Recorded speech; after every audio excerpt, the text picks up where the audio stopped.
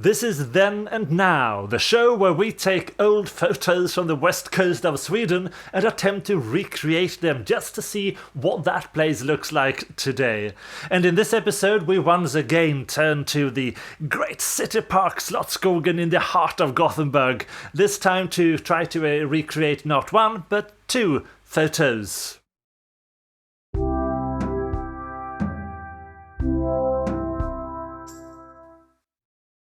Welcome back, unless this is the first episode, and in that case, welcome to the show. So, as I said, we're going to try to recreate two photos, and both are connected to the Annedal's church. But let me show you the photos now.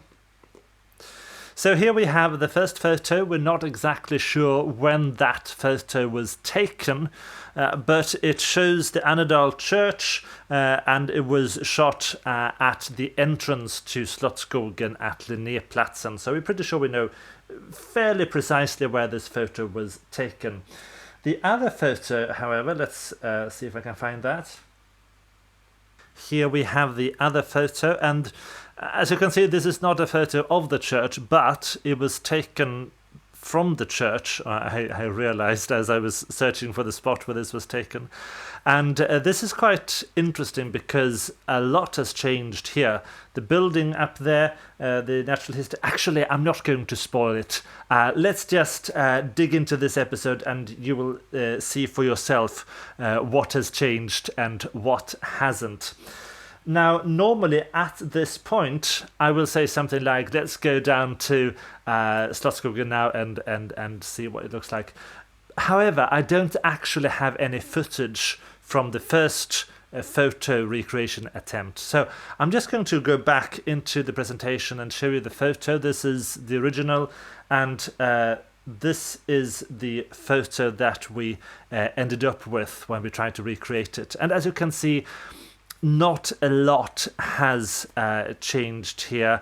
There are some things which I will point out here.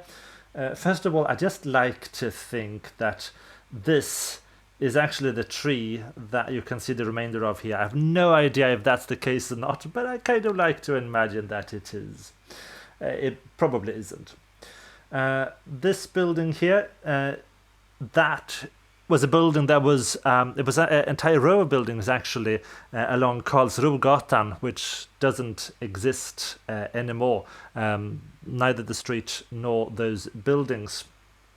And of course this cafe and mini golf course here, they didn't exist back when the original photo was taken, which again we don't know exactly when that was. You can also see that they've built a building up here. That's the weirdest arrow ever on the hill, which wasn't here in the original photo. So some differences or some changes have taken place there. Now, for the next photo, we are going to head into, not Slottsskogen, but we're going to head to the side of Slottsskogen. We're actually going to walk up to that church. So let's go down and do that now, shall we? Right, so I'm walking now basically at the foot of the hill upon which the church has been built, Annedals kyrkan. And over there somewhere we would have had the Säröbanan railway station on the Gothenburg side, and I'm currently walking on the path that when that connects to the main road, that's sort of where the station would have been, and this road is on the map from 1923. So I'm thinking that the person who took the photo was stood somewhere halfway up the hill towards the church. So that's where we're heading right now. And I think the key to figuring this photo out and the location is going to be that building over there, the Natural History Museum. Because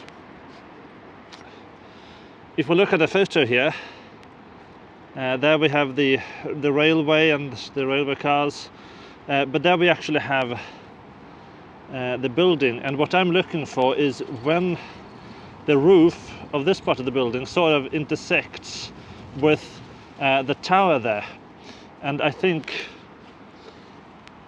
that is going to be our clue that we have found the right spot. And it's I just found some stairs leading up to the Annedal's church. So I'm going to head up those stairs, also because I'm kind of where I am now angle-wise from the museum. So fingers crossed.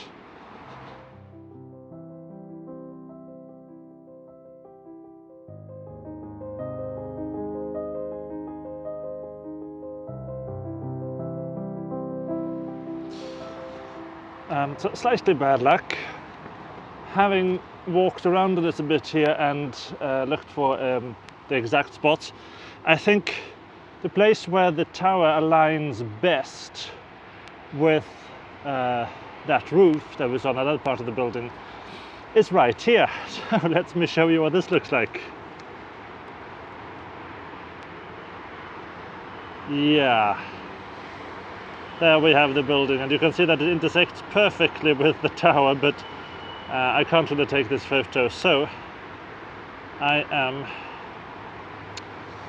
going to head round over here instead, I think.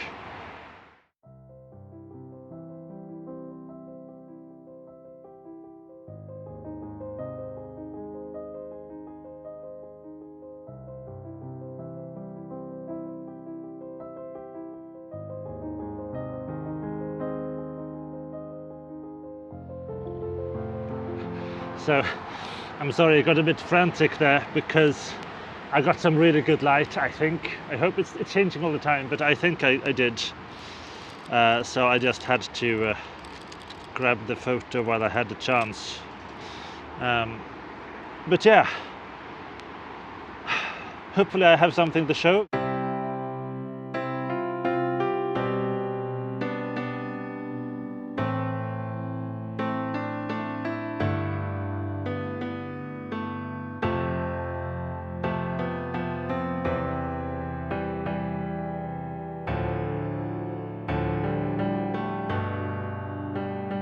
And there we have it. On the left hand side, as usual, we have the original photo, and on the right hand side we have the photo that we took. Now, the original is from 1926 and the one we shot, of course, is from 2021, so almost 100 years difference there. Now let's have a look at some of the differences here. So at the top we do have the observation tower up here. It's in the original photo and it is here in the recent photo as well. Then we have the Natural History Museum. It's in the original photo and it's here. But you can see that the trees have gotten much taller than they were back then. Now, the big difference, of course, is down here where we used to have the railway line between Gothenburg and Särö, with the station somewhere just out of frame there. And now, of course, we have trams running along there instead. And we have the tram stop just out of view on the right-hand side there. Another big difference, there used to be a street and rows of houses over there. They are gone, and instead we have this large major thoroughfare for cars here, and quite significant junction there. So lots has definitely happened, which has been really cool. Now I want to let's do it like this. So you saw me use this camera. This is a Zenza Bronica from Japan, which was actually, it's a film camera, but it was manufactured, I believe, in somewhere into the 2000s. However, the photo you actually saw, because I used two cameras here, and the photo you actually saw was taken not with the Bronica, but with this, which is an old Kodak Brownie, a box camera there. Extremely simple, It just has, the one shutter speed, and you can change between 3 different aperture settings. But it's an extremely simple camera. However, this camera, let's see, can I hold it there so that I don't block my face when I speak? This camera was manufactured starting, I believe, in 1926. So this camera would have been around when the original photo was taken. And just look, again, if we go back to these photos and see them side by side, just look at how similar those photos are. Again, probably not the case, but it could have been shot with a Brownie, perhaps. It was definitely, they did a lot of these, and the idea was that it would be a camera for everyone, kind of the first camera that just anyone could pick up and take photos with, and you didn't need to be a professional. So I thought that was kind of cool. But yeah, so I hope you've enjoyed this episode of Then and Now. We are planning more episodes to tie in with the main episodes that we do about different site spots, places in Gothenburg. So this was a companion for the Slottsskogen episode 4. I hope you will be back. Until then, take care, and I will see you sometime in the future.